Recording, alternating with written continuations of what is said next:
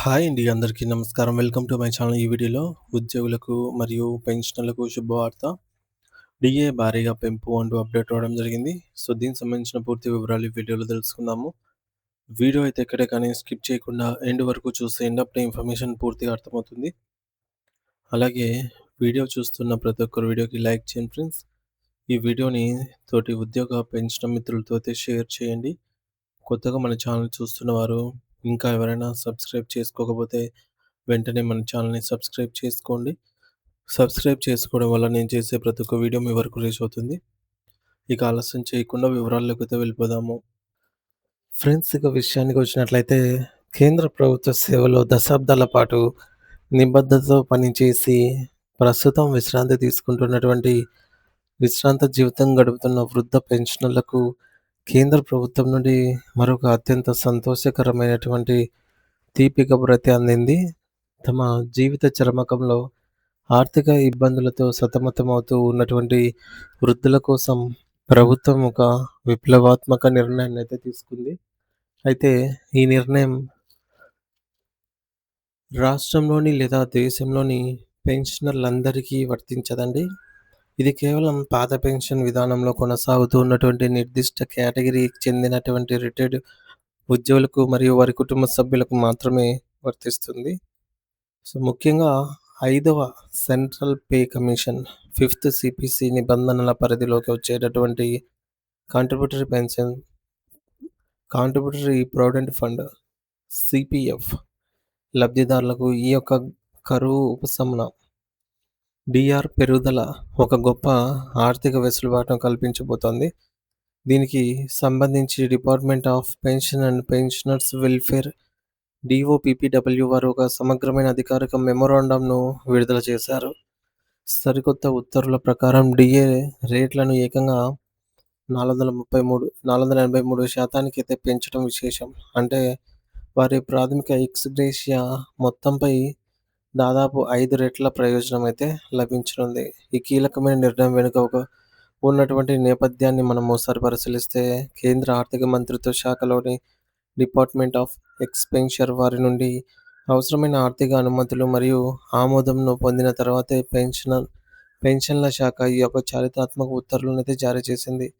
సవరించిన ఈ కొత్త డిఆర్ రేట్లు 2 విడతలుగా అమల్లోకి అయితే రానున్నాయి. మొదటి విడత 2025 జూలై 1 నుండి, అనగా రెండో విడత 2026 జనవరి 1 నుండి అన్నమాట. అయితే ఈ యొక్క పెరిగిన డిఆర్ ప్రయోజనం అనేది కేవలం పరిమిత సంఖ్యలో ఉన్నటువంటి పాత సిపిఎఫ్ లబ్ధిదారులకు మరియు వారిపై ఆధారపడినటువంటి కుటుంబ సభ్యులకు మాత్రమే వర్తించనుండడంతో దీనిని ఒక ప్రత్యేక సామాజిక భద్రతా చర్యగా మనం భావించవచ్చు. ముఖ్యంగా ఈ ప్రయోజనం ఎవరికి అందుతుందంటే, నవంబర్ 18, 1960 నుండి డిసెంబర్ 31, 1985 మధ్య కాలంలో కేంద్ర ప్రభుత్వ విధుల్లో ఉండి పదవీ విరమణ పొందినటువంటి సిపిఎఫ్ లబ్ధిదారులు దీనికి అర్హులుగా అయితే గుర్తించబడ్డారు.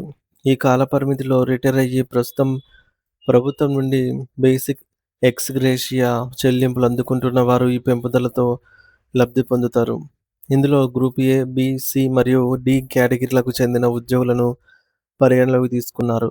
ప్రస్తుతం నెలకు 3000, 1000 మరియు 750 చొప్పున వేర్వేరు నిష్పత్తుల్లో ఎక్స్ గ్రేషియా పొందుతున్నటువంటి వారికి ఈ డిఆర్ రేట్లను ప్రభుత్వం గణనీయంగా సవరించింది.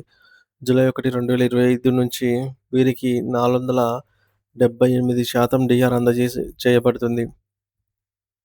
ఆ తర్వాత జనవరి 1, 2026 నుండి ఈ రేటు మరింత పెరిగి 483% చేరుకుంటుంది. అంటే స్వల్ప మొత్తంలో ఎక్స్ గ్రేషియా పొందుతున్న వృద్ధులకు భారీ శాతం పెరుగుదల వల్ల చేతికి అందేటటువంటి నగదులో చెప్పుకోదగ్గ మార్పు కనిపిస్తుంది. కేవలం సర్వీస్ నుండి రిటైర్ అయిన వారికే కాకుండా జనవరి 1, 1986 కంటే ముందు రిటైర్ అయ్యి మరణించిన లేదా అప్పట్లో విధుల్లో ఉండగానే మరణించిన సిపిఎస్ ఉద్యోగుల జీవిత భాగస్వాములకు మరియు అర్హులైన పిల్లలకు కూడా ఈ పెంపుదల ప్రయోజనం అనేది వర్తిస్తుంది. సమాజంలో ఎంతో దయనీయ స్థితిలో ఉన్నటువంటి ఈ ఫ్యామిలీ పెన్షనర్లకు ప్రభుత్వం ఇస్తున్న ఒక గొప్ప భరోసా ఇది. ప్రస్తుతం నెలకు రూ. 645 చొప్పున ఎక్స్ గ్రేషియా పొందుతున్నటువంటి ఒక కుటుంబ సభ్యులకు కూడా డిఆర్ రేట్లు భారీగా పెరగనున్నాయి. వీరికి జూలై 1, 2025 నుంచి 466% చొప్పున డీఆర్ అందుతుండగా జనవరి 1, 2026 నుంచి అది 475% మేర అందించబడుతుంది. దీనివల్ల నిత్యావసర వస్తువుల ధరల పెరుగుదల నుండి పేద కుటుంబాలకు కొంతమేర ఆర్థిక రక్షణ అయితే కల్పిస్తుంది. అంతేకాకుండా నవంబర్ 18, 1960 కంటే ముందు రిటైర్ అయ్యి ప్రస్తుతం 654, 659, 703 మరియు 965 వంటి నిర్దిష్ట నిష్పత్తుల్లో ఎక్స్‌గ్రేషియా పొందుతున్నటువంటి అతి కొద్ది మంది కేంద్ర ప్రభుత్వ మాజీ ఉద్యోగులకు సైతం ఈ యొక్క సవరించిన రేట్లు వర్తిస్తాయని ప్రభుత్వం స్పష్టం చేసింది. అంటే అత్యంత వృద్ధాప్యంలో ఉన్న వారందరినీ ప్రభుత్వం ఒకే తాటిపైకి తీసుకొచ్చింది.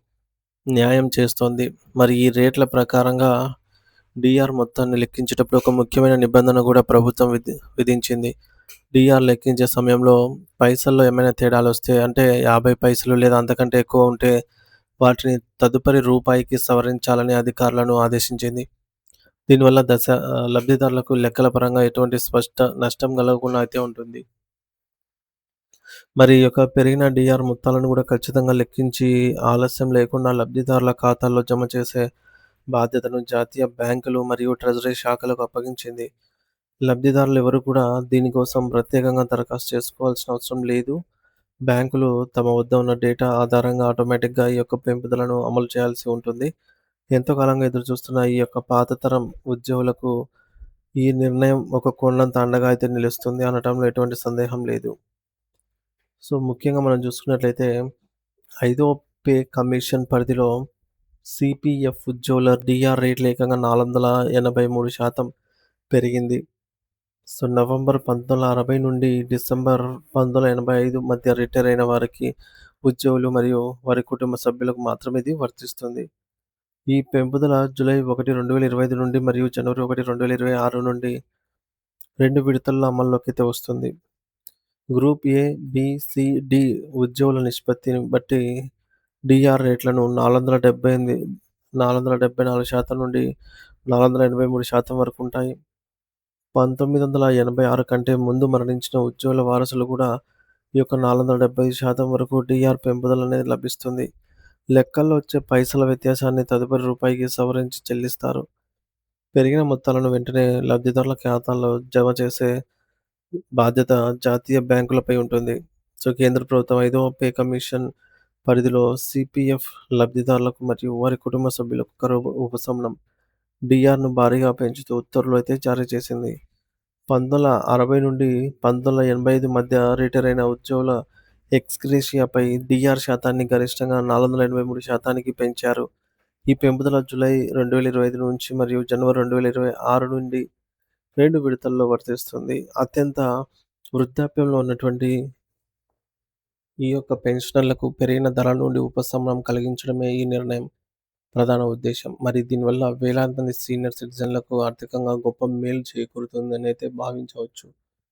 సో, దీనిపై మీ అభిప్రాయాన్ని కామెంట్ ద్వారా తెలియజేయండి friends. Thank you for watching this video.